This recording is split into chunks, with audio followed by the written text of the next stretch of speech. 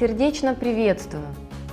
Было ли у вас такое чувство, когда сердце буквально выскакивало из груди и начинало биться в непривычном ритме? Если да, то вы испытали на себе такое явление, как аритмия. Простыми словами, это состояние, при котором нарушается ритм сердца. Само появление этой патологии может быть предвестником опасных заболеваний. Ишемический инсульт, прогрессирование сердечной недостаточности, внезапная сердечная смерть. Вдумайтесь, каждый пятый инсульт является результатом аритмии.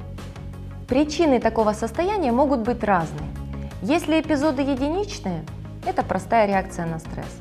Если повторяются часто, это может быть связано с ожирением, курением, либо сопутствующими заболеваниями.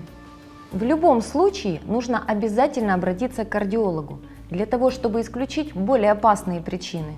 Обычно пациенты, у которых есть аритмия, жалуются на необъяснимую одышку, головокружение, потерю сознания, на ощущение, что сердце бьется с перебоями, то бьется, то не бьется.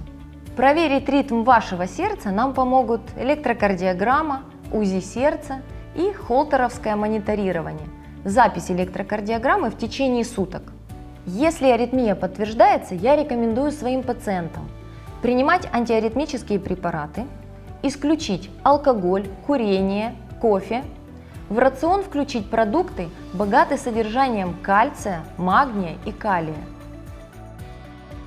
Радикальные виды лечения аритмии я опишу в следующем посте. С вами была Наталья Иванюк. Добрая забота о вашем сердце.